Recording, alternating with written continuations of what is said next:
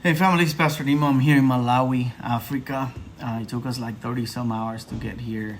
I lost my luggage, so I don't have all my clothes. But I just want to encourage you to read chapter 4 of our book, The Emotional Healthy Leader. We were supposed to read chapter 3, and I hope you did.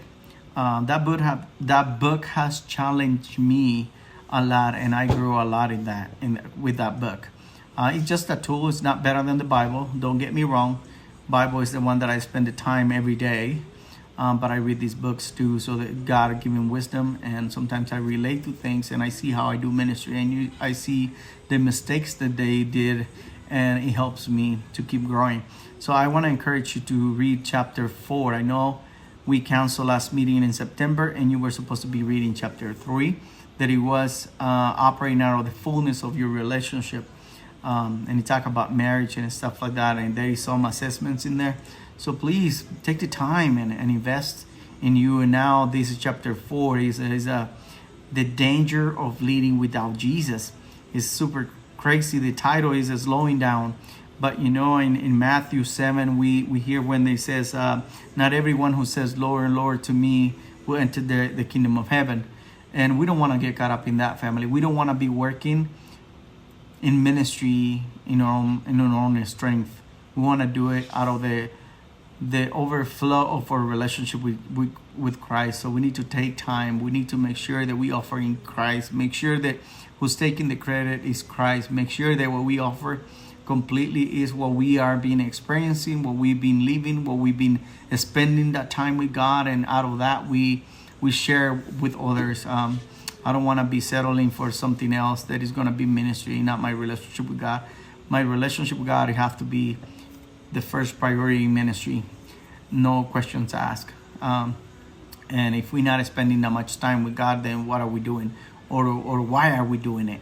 The why have to be because we want people to connect with God.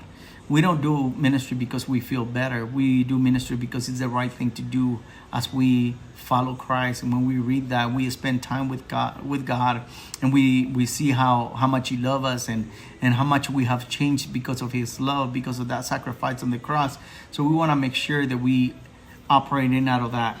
Jesus is everything. So I encourage you to read chapter 4 in our book that we have, The Emotional Leader.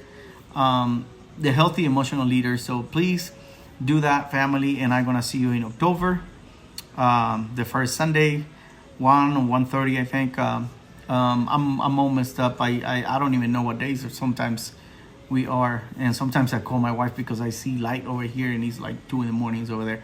We are like 9 hours ahead, so, and it's kind of different for me sometimes to do things. Yesterday was the first night that I kind of slept good, but come on, Jesus, I'm excited for what He's going to do. Like I said, I lost my luggage, so I don't have the other end. I don't have nothing.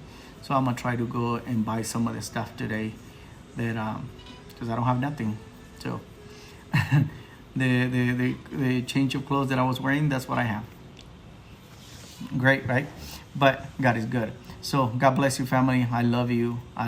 And don't forget to read your book and to share with others what God is doing with you. God bless you. See you soon.